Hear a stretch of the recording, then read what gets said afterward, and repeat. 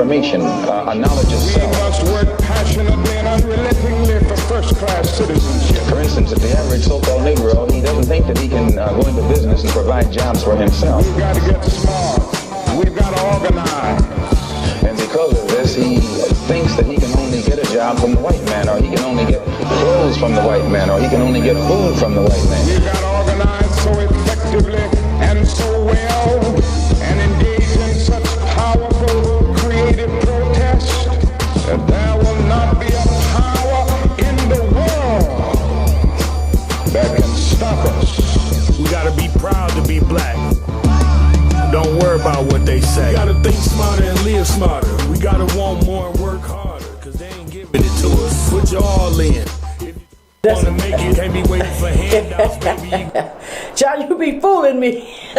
That slider does not like to work on that song. I pull it down, it pops right back up again. It doesn't want to be silenced. So. Oh, okay. Maybe because it needs to be heard at this point in time. That's what's going on in the country. Amen. What you think? What you think? I don't know. It's just every time I pull it down, it just pops right back up again on that slider. You know. And you know where it pop up on? Be proud to be black. I think.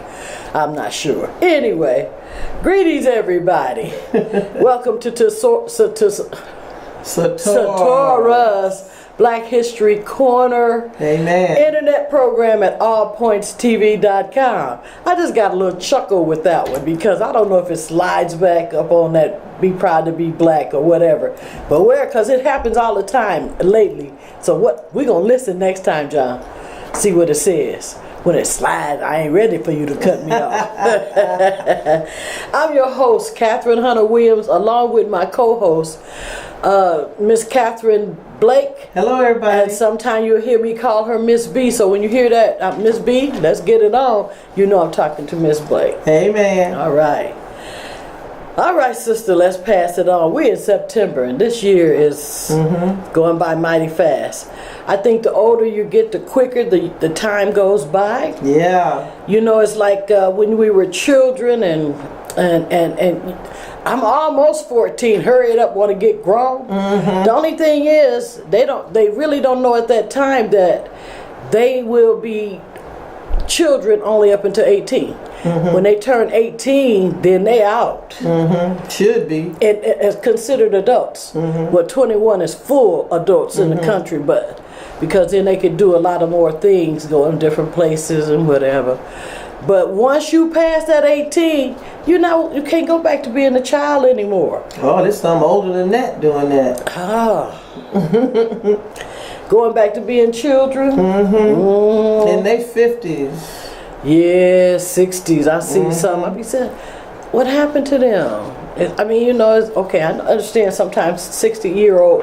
I'm not gonna say that about me, but I do know that some that are over 60, they begin to go back to childhood. Well, I'm not going back to childhood. I'm gonna stay right here as an adult. Amen. With my mind working fine, no dementia, no Alzheimer's, none of that stuff is gonna come into my life. Amen. Keep that brain going. That's right. That's why your history is so important. Keep it moving. Keep it moving. Anyway, this brings me to our story about this great man, and why I'm talking about him is because Earvin Magic Johnson is from Michigan. He's from Lansing, and he will be in the city of Flint on September 23rd, and I think that's a Saturday, at the Gateway Center on Hill Road and off of Hill Road and I-75. I think that's a Thursday. The 25th it was a Sunday. Okay. Well, so that's. I'm not sure. Yeah, the 25th I know is a Sunday. So the 24th. Oh, no, this is on Friday, September 23rd. Okay, it's got to be Friday, the 23rd. Okay, got it right. Yeah. See, I have to have a script. If I don't have a script, you see how I just messed that one up? No, you messed up. Yeah, I did. Because I see Friday right here, and I said Saturday. Oh, okay. I messed it straight up. And Miss B will tell you our story about 3 strong women who were activists in the Women's International League of Peace and Freedom. Amen. This is Peace Month. Yeah, the International Day of Peace is September the 21st. I'm going to let you go first, and then I'll talk about Magic. I don't have a whole lot to say about him. Okay. I just wanted people to know that he's coming. and support what he's doing. I don't know what he's coming here for, because I should have put that information down. But it's something, he was coming up to Saginaw and he was doing fundraiser. That's what it's about. But I know it's not about the water. I do know that. It's about something else that he's doing in the city of Flint. Probably something to do with sports. Something to do with children, youth, and schools. Something in that. I'll find out on Friday, September 23rd. When you go, or when you call to find out the more information. And you can call this number, 810-760-1211, for more information and why he's coming. Okay? All right, Ms. B, let's pass it on. Well, as you know, September 21st is the International Day of Peace. And I wanted to make sure that everybody knew that there were black women involved in this. And it says, from Mary Church Terrell to Barbara Lee, Congresswoman Barbara Lee, peace. Black women's history of peace activism should be lifted up this month. This is Peace Month, especially the work of Mary Church Terrell and Barbara Lee. The Women's International League of Peace and Freedom was founded in 1915 in the midst of World War I. Its first chair was Hull House Jane Addams, who cared deeply about world disarmament, and we still care about that today. Early on, though, there were criticisms of the Women's International League of Peace and Freedom and the peace movement because African Americans were too often invisible. And that happens so much. We just call them unsung heroes. And we try on this program to let people know about these people that you don't really hear a lot about. But there is a book called No Peace Without Freedom, Race and the Women International League of Peace and Freedom by Joyce Blackwell. And there's a similar book, A Band of Noble Women, Racial Politics in the Women's Peace Movement by Melinda Plastes. But Mary Church Terrell was involved in the Women's International League of Peace and Freedom from its outset, serving on its board for a time. The DC Charter Persons Foundation was one of the first African American women to earn a college degree and was involved in the civil rights and social justice movements.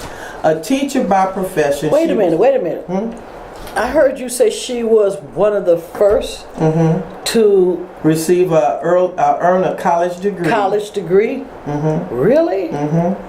Mary Church Terrell. Mary Church Terrell. And she was involved in the civil rights and the social justice movement. Okay, she was a teacher. Most of us know about her being a teacher. And she served in Washington, D.C. on the Board of Education. She played founding roles in many justice organizations, including the NAACP, the International College of Women, and the National Association for Colored Women, and the Delta Sigma Theta sorority. And in some of her dealings with the Women's International League of Peace and Freedom were not smooth. Of course not.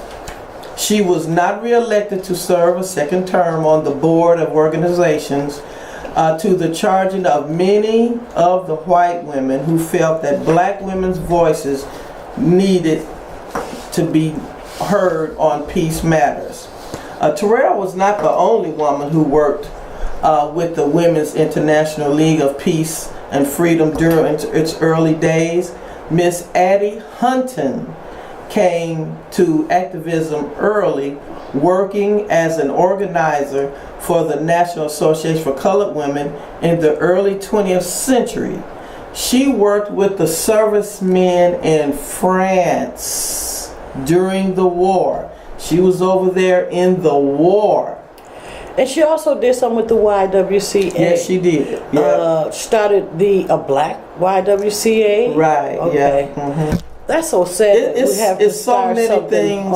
I'm sorry. Go ahead. It's so many things that our women have done and have helped organize and do they get the notoriety for No, it? and you know, the thing about what gets me is the young people. The young people don't know. That's why we're here to try to pass it on to you. Because if you don't know about it, how you going to pass it on to yours? Somebody must keep our story alive. Alive and going on. On and on and on. And on and on. Never forget our story. Can I say something? In the Bible, where when the Israelites had became free and God had brought them out of Israel and all that, and when they went through generations, you know, they were some very mumbling people. Excuse me, nose doing a little job. But as they went on, they didn't pass the history about God to the youth, and so the youth just went around doing what they thought wanted to do. Was right. Yeah, what they wanted to do. They had forgot about God. Now, if we don't pass on our story to the youth, and they forget and don't pass it on to their children, and on and on and on, it'll be forgotten. And to not have information or about your people, you're lost. Absolutely. You're like a tree without roots, I think, as Marcus Garvey says. It's the tree and then the roots, which go down very deep. We must keep our story alive. All right. And we have African American black people have been involved in every way, shape, and form, developing not only this country, but helping in a lot of countries all over this world. Yep. And that story must be told. It's not like that we have not contributed. Right. The issue is there's no one letting others to know. It's a few of us out here, but the constituency is very small, especially here in Flint. That's letting people know that we have contributed. And we have made great achievements. Absolutely. In this country and around the world. And not just, I like to say, black people of the diaspora, because it's people that came from Africa and they all over the world. All right, not just here in America. Yeah. So. Well, we said the key word earlier. Invisibility.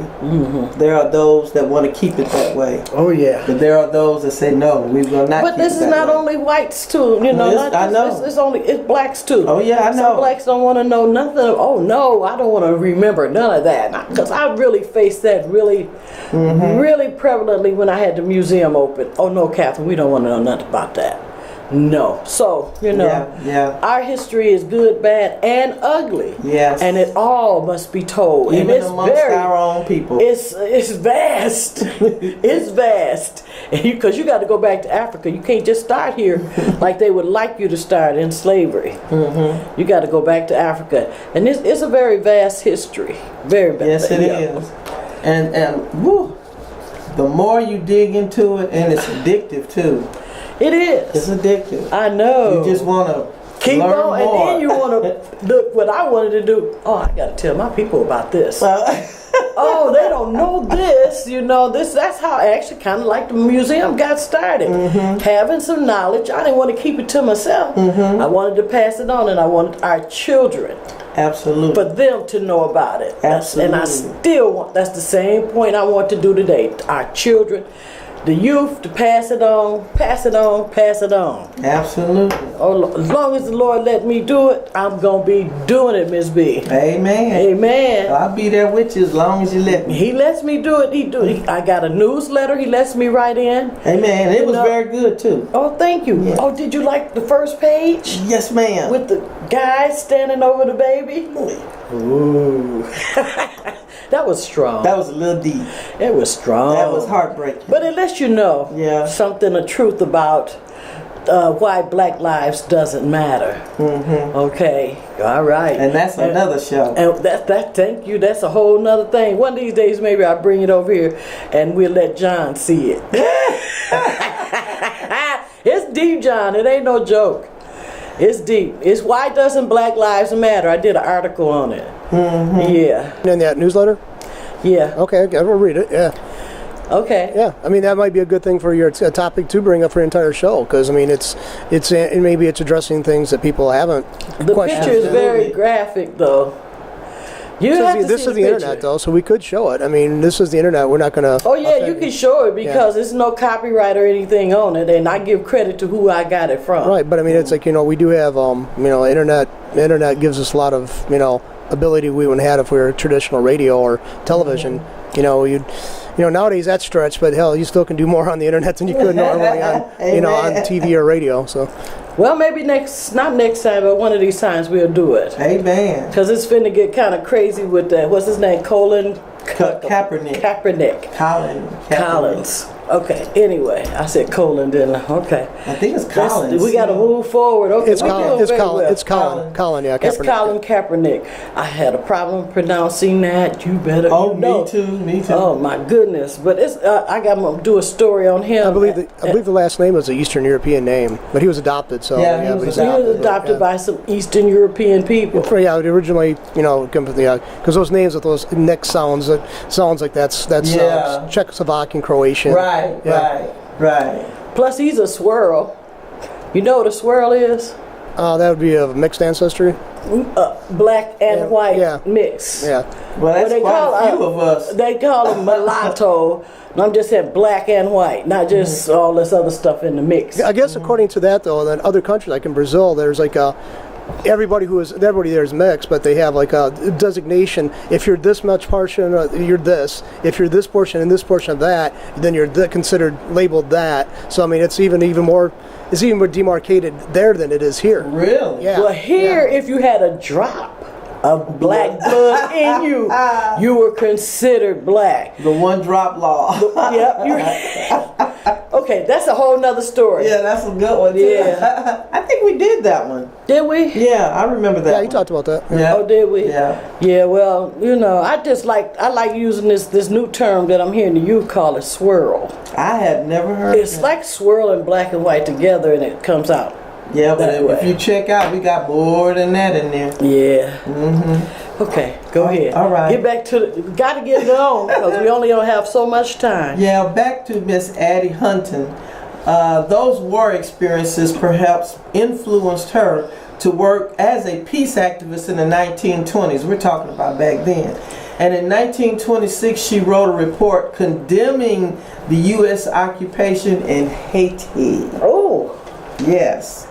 Bertha McNeil was also another African-American woman that was involved with the Women's International League for Peace and Freedom, and she led the Washington, D.C. chapter and also served as vice president of the organization for 2 years. What was her name? Her name was Bertha McNeil. I'll get her up too.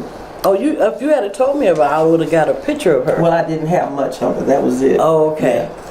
These women, as do some of our non-African American sisters like Medea Benjamin and Aranthatai Roy, and they are of another. They're not American. They're of another persuasion. Yeah.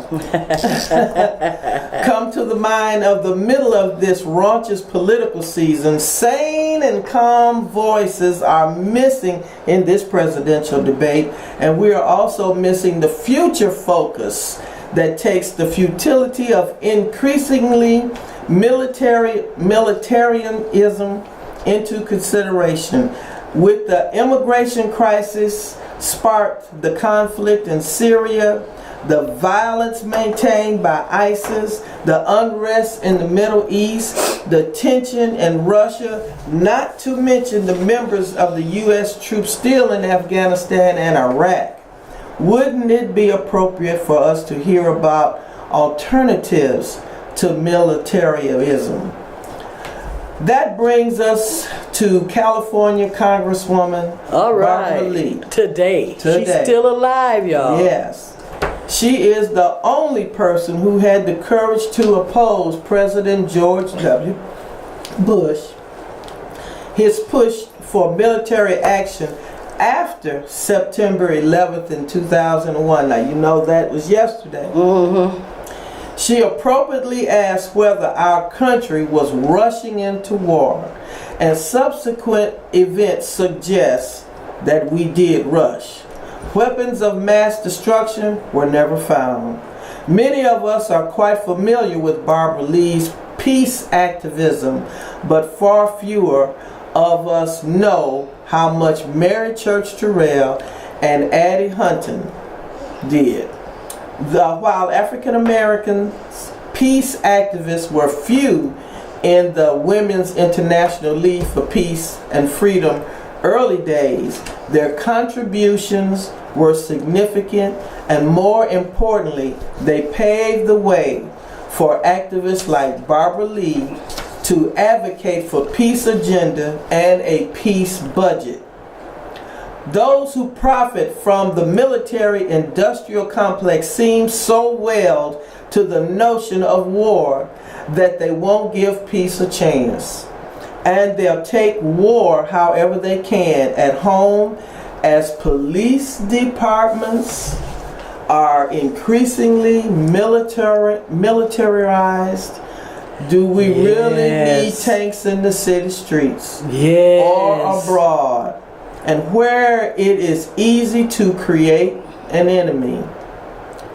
Black women's history of peace activism should be lifted up this month. Amen. This is the Peace Month, especially the work of Mary Church Terrell and Barbara Lee. So look up these two women with Miss Addie Hunton and the third one, Miss Bertha McNeil, and celebrate International Day of Peace. Recognize it. And that date is what? September 21st. Okay, don't forget now, September 21st is a day of peace. International peace. International peace. But it was something else that Miss Lee had explained.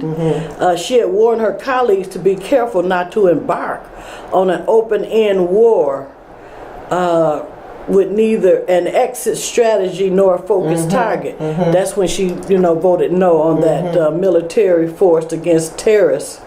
But then she said, she explained herself, it was a blank check to the president to attack anyone involved in the September 11 events, anywhere in any country, without regard to our nation's long-term foreign policy, economic, and national security interests, and without time limit. So, and granted these overly broad powers, the Congress felt its responsibility to understand the dimensions of its declaration. I understand why she was against this, and I'm so glad to know about Barbara Lee because I never had heard about her, and that she was a fighter and still is to this day. She's still alive, y'all, for peace internationally. Amen. This is a day of ceasefire. September 21st. So we're gonna see if they cease fire around the world, all over the world. Praise the Lord, and especially here in Flint. Ceasefire. Lay those guns down. Put them down. Around the country, period. Stop police. Stop it. Stop it. Okay. Make friends. Make love, not war. Not war. Wow. Whoa, baby. That was way back. That went back way. Make love, not war. That's when the what they call them days, hippie days, Black Power days, and all those wonderful things that was going on back then. Amen. Amen. Yeah, and gave us, I felt they put a Band-Aid on it or put a pacifier in our mouth and shut us up for a while. But it was still going on. Yes, still it was. going on, and it's just coming out a little bit more and more now. All right. That's our story about these ladies. And like I said, I was glad to know about Miss. She's a congressman. Yes. And also she's a congressman in... Congresswoman, I'm sorry. From California's 13th district. And she assumed office January 3rd, 2013. And I think she was the first woman that did that. I think I read that she is a member of the Democrats. She was the first woman to represent the 9th district and is also the first woman to represent the 13th district. All right, go woman. Go ahead, girl. Miss Barbara Lee. Amen. Congresswoman Barbara Lee. You go, girl. All right. Now let's get back here to this story about Magic Johnson, of him coming to Flint. Amen. On September 23rd. And I'm sorry I don't have the information of why he's coming. I do remember finding out why he's coming, but that was when I was doing this research. Because I said, oh, this is a good story. Let me talk about this man. because I like to do history on Flint, people that have done things in the city of Flint that we don't know about, and also in the state of Michigan. And that's in my newsletter too. I'm promoting that newsletter. I'm trying to get more members. Hallelujah. Earvin Magic Johnson Jr. was born August 14, 1959, and is a black American retired professional basketball player who played point guard for the Los Angeles Lakers of the National Basketball Association, NBA, for 13 seasons. Is that 13 years? You go, Magic. This man is bad to me. I really got into him. I said, ooh, come on, give me some of what you got. Let me see where. He won a championship and an NBA Finals Most Valuable Player award in his rookie season and won 4 more championships with the Lakers during the 1980s. Johnson retired abruptly in 1991 after announcing that he had contracted HIV. Now this is amazing to me because this is 1991, this is 2016, and most people that I know who have contracted AIDS have passed on. He's still here. Money talks, huh? He said he was cured. Ooh, money talks. Ooh. Well, he said his wife prayed And got him cured with different medications that the doctors did for him, because you know the Lord put doctors here for us too.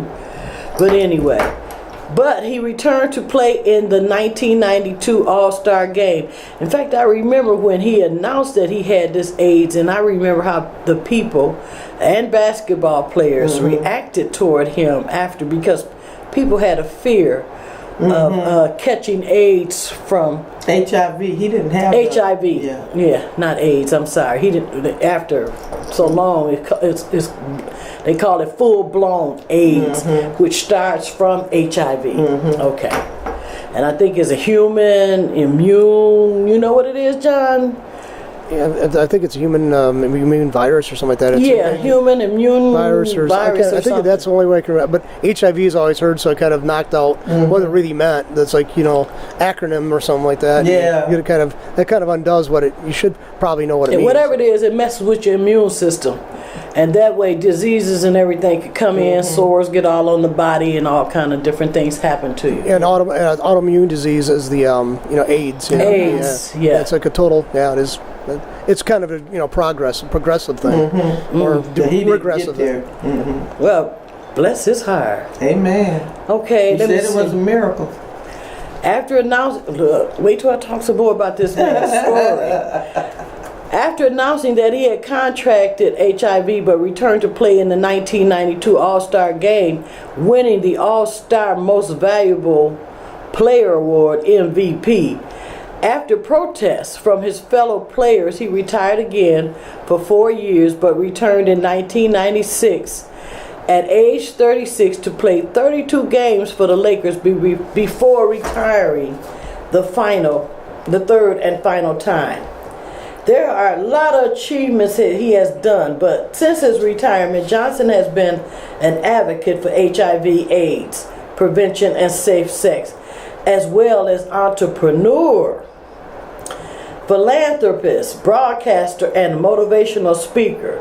That's what he's coming here to speak of, some way to raise some money. His public announcement of his HIV positive status in 1991 helped dispel the stereotype still widely held at the time that HIV was a gay disease, because he was married. He was married to Cookie. What is his wife's name? I think her name is Cookie. Cookie on Empire? Oh, I was just kidding. No. No. Okay, I'll get down to that anyway. He was married to his wife. She stayed with him throughout all that too, when he was going through that. And it's good she did, because now she has her own business. I think she makes design jeans. Oh. Yeah. Listen to this. Wait a minute. He helped dispel the stereotype still widely held at the time that HIV was a gay disease that heterosexuals need not worry about. His bravery in making his announcement was widely commended. Named by Ebony magazine as one of America's most influential black business. He owns that coffee place. What's the name of that coffee place? Starbucks? Does he? Yeah. He got theaters all over everywhere. Don't he own Starbucks? No, I think that's Charles. That's Schultz's. He might be interested. He got some in there. No, but Starbucks, I know the major person, the CEO and the founder of it, this guy, I think it's Schultz or something like that. So he's like, I got to check that out now, because I'll check it out. I'll see if I can find it. Yeah, Johnson has numerous business interests. That might be a part of one of them, and was part owner of the Lakers for several years. Johnson also is a part of a group of investors that purchased the Los Angeles Dodgers in 2012. I didn't know that. Move in 2012, and the Dodgers. Los Angeles Dodgers and the Los Angeles Sparks in 2014. Okay. Like I said, Earvin Johnson Jr. was born in Lansing, Michigan, to Earvin Sr., a General Motors assembly worker, and Christine, a school custodian. He has 6 brothers and he has 6 siblings, which his family, his father and them gave him a strong work ethic, and that needs to be still going on today. You need to get your children out and show them that they got to work. It says, let me see. Eventually, Johnson accepted his situation, and the small group of black students looked to him as their leader. And I'm passing over a lot of things because there's a lot in his story. When recalling the events in his autobiography, which you can get, called My Life, he talked about how his time at Everett had changed him. He said, "As I look back on it today, I see the whole picture very differently. It is true that I hated missing out on Sexton, and the first few months I was miserable at Everett, but being bused to Everett turned out to be one of the best things that ever happened to me. It got me out of my own little world and taught me how to understand white people, how to communicate and deal with them." Sometimes it takes you to move from mama's house to go somewhere else to see how to live, how other people are living. But I'm going to hurry up and move a little forward, and because our time is getting short, about Magic Johnson, and wrap it up. As I said, he'll be here September 23rd. His personal life, Johnson first fathered a son in 1981. See, I didn't know he had that. I thought he had that other boy. When Andre Johnson was born to Melissa Mitchell, this is not Cookie's baby. Although Andre was raised by his mother, he visited Johnson each summer, and as of October 2005, was working for Magic Johnson Enterprises as a marketing director. In 1991, Johnson married Erlitha Cookie Kelly in a small wedding in Lansing, which included guests. And Johnson and Cookie have one son, Earvin III, EJ, who is openly gay, and a star on a reality show, Rich Kids of Beverly Hills. The couple adopted a daughter, Eliza, in 1995. Johnson resides in Dana Point, California. He's a Christian and has said his faith is the most important thing in his life. I guess so. That's our story about Magic Johnson. And Magic Johnson, like I said, will be here Friday, September 23rd at the Gateway Center off of Hill Road and I-75. For more information, contact 810-760-1211. Excuse me, 810-760-1211. So since it's a fundraiser, it's a fundraiser because you got to pay. Yeah. You got to pay to go to it. And now what the fundraiser is about, go on the internet and look, and check it out, because I'll be researching and I'm not looking for certain things, and I wasn't even expecting that question. Next time I'll be more prepared.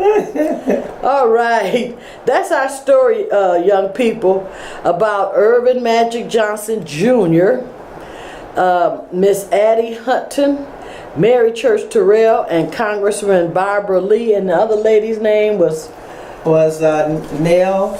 Bertha Bessie. Hold on, I'll tell you just a second. Oh, Bertha McNeil. Bertha McNeil. All right. Satora's Black History Corner Internet program comes to you via satellite at allpointstv.com. You can watch our program every second and fourth Monday of the month, unless the day falls on a holiday, at 3:30 p.m. Also, be sure to watch what's going on with political pundit Dr. George Moss every Monday at 2 p.m. And something new still going on at allpointstv.com. Programs will be shown on Comcast Channel 17 every Tuesday from 8:30 to 9:30 p.m. To receive our theme song, Be Proud to Be Black, contact TP Productions at 810-962-3258. That's 810-962-3258. Summer vacation is over, and our Comet study group will resume its sessions on Wednesday, September 21st at the Good Beans Cafe at 328 North Grand Traverse, Flint, Michigan, starting at 5 p.m. That's Peace Day.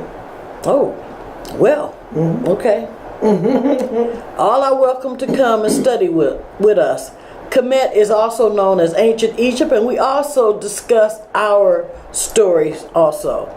For more information about Magic Johnson's visit, contact 810-760-1212. As always, I'd like to say thank you very much to all of you who have watched our program today. Amen. And we definitely hope that you have been uplifted in knowing we have a great story about our people, and that you are encouraged to go and learn more about our story and pass it on. Amen. Keep it alive.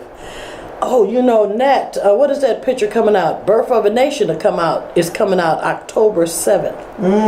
And I think it'd be well worth watching it. It's about slavery, but it's also about Nat Turner, who had a rebellion. He rose, watch it. It's coming to the theaters October 7th. Yeah. That's good history to learn. Yeah. To know. And it's nothing to be ashamed of. It's a very minute part of our history. We have a strong history. Uprising. Ooh, that's what it is. It's an uprising. It's an uprising. Yeah. Because some people think there weren't any. Now, you might have some tears behind this one, because the trailers that I've been looking at have tugged at my heart.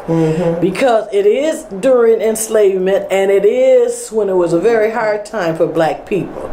So, you know, take you some tissue. Amen. Amen. Until next time, as we like to always say, know that as a people, we are strong and resilient. Amen. And that no one can keep us down. Also, be proud to be black, and always keep on keeping on with us.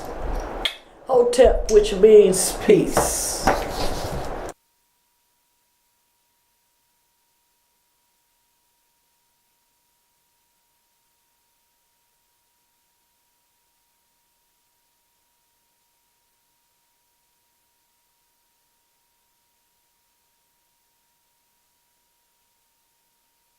The importance of moral reformation, a knowledge of We self. must work passionately and unrelentingly for first-class citizenship. For instance, if the average so-called Negro, he doesn't think that he can go into business and provide jobs for himself. We've got to get smart. We've got to organize. And because of this, he thinks that he can only get a job from the white man, or he can only get clothes from the white man, or he can only get food from the white man. We've got to organize so effectively and so well, and engage in such powerful creative protest, that there will not be a power in the world that can stop us. We gotta be proud to be black. Don't worry about what they say. We gotta think smarter and live smarter. We gotta want more and work harder, cause they ain't giving it to us. Put your all in. If you truly wanna make it, can't be waiting for handouts, baby, you gotta take it. Like Martin gotta have a dream, cause he had one. Like Malcolm, by any means, gotta get that done. Don't be ashamed of who you are. Stick your chest out proud. Make them believe that you're the best. Show them what you about. We gotta love each other. Stop killing each other. We gotta unitize and don't believe the lies. This is a message to the blacks and any other minority. Live well and love self. That's the priority. TP. been taught for so many centuries that nobody is not easy. So they very skillfully made you and me hate our African identity. Maybe the English language should be reconstructed so that teachers will not be forced to teach the Negro child 60 ways to despise himself and thereby perpetuate his false sense of inferiority. Hating our features and our skin and our blood, while we had to end up hating ourselves. It made us feel inferior.